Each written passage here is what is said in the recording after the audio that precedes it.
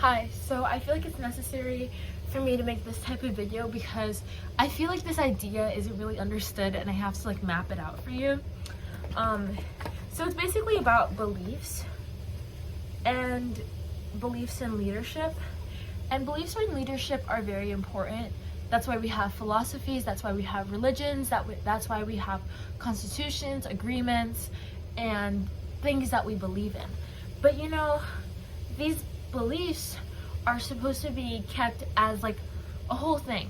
So that's why we have countries that follow philosophies, like, and it's engraved in the culture, right? And it's engraved in like our morals. It's like a psychological thing as well. We believe that these beliefs are just important. They're our morals. This is like, okay, I won't cross this line because that's the law. I won't cross this line because that's a sin, or whatever. Either way, beliefs are generally good in leadership, right? But the reason I think it's important that I bring this up now is because I live in the US and right now we have a president who does not really have any morals. As I'm learning more and as I'm experiencing more, I don't really see any sort of like morals at all. I don't really see any morals because certain things are so inconsistent that the only belief that he has is in himself.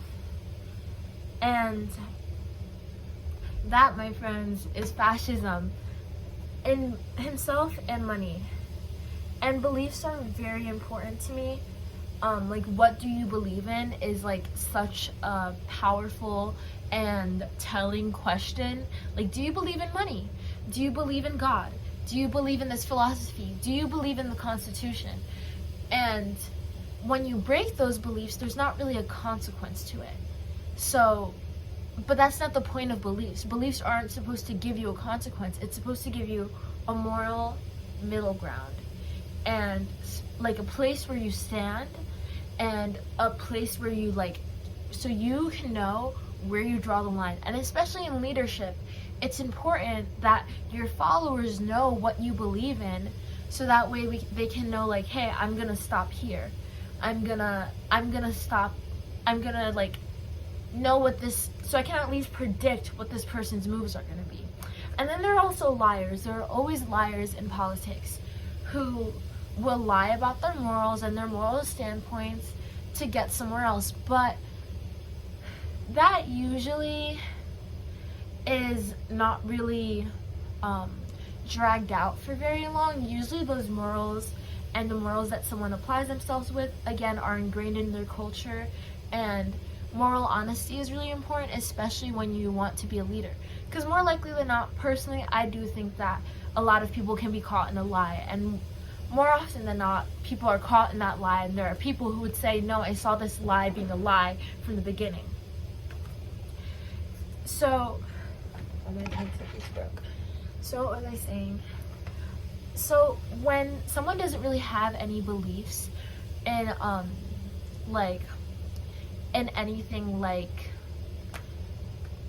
not sustainable, so for example money and themselves, they will crumble, and the people around them will crumble because money runs out. Whether we like it or not, we can run out of money. I can spend so much money on something that I will not have anything left. And I can keep spending money and I can eventually have nothing less. It'll go to the next person and my belief is unstable and it's not sustainable. And money, having that belief as a country, so capitalism, capitalist ideals are also, they can become unsustainable when that is taken for granted and money is put over people, and that belief crumbles because the people who are believing in money are not seeking the benefits of money because it's not a sustainable belief. Now, if we think about a person, a mortal being our belief, that person can die, that person can do us wrong, and that belief will also crumble because it's not sustainable. However, if we think about in US context of the Constitution, our belief in that is our moral high ground. our morals in the Constitution can be like, I'm not going to cross this line. A president can say, I'm not going to do this, I'm not going to do that, I'm going to do this, I'm going to do that, so I can follow these sets of morals. But in this case, in the case that we're in now, not seeking a congressional approval and just doing whatever the fuck you want is a sign of disturbing the country's morals. The Constitution is quite literally what this country uses to keep us afloat and to keep our morals in check. And when you don't want to check that, and when you don't want to follow that, and when you just say, I don't give a fuck, and all the people around you just say, I don't give a fuck, we end up in a terrible situation. And we begin to believe that our beliefs aren't real. And we are in a situation where we are crumbling, where the thing that we've believed in for hundreds of years is no longer adequate. And this is like the death of God. And this is like the denial of God, because in the US we have the Constitution. Sorry, I thought I heard something. Because in the US we have the Constitution to check our morality. We have the Constitution to follow along. So if someone just denies the Constitution, and so if someone in great power denies the Constitution, what's the point of anything anymore? This is extremely existential, and we're in a nationwide existential crisis. Like, our beliefs can be broken, and what we believe in and what is supposed to protect us and keep us safe doesn't do anything. It can't do anything because one person in great power said, you know what, fuck this, I'm gonna put everyone's lives at risk because I want to, because of my belief in myself and my money. And this is narcissism. And I'm hoping that the Constitution, that the separation of powers, that Congress pulls through, but I doubt it. And I hope that what I have confidence in is the people. I have confidence in people who still believe in this country, and that's why I think it is so important to believe in this country and to believe in one another and to believe in justice, because it's here for us. We have to seek it, and the fight is not over. It gets stronger. We will win. And this is extremely existential. This is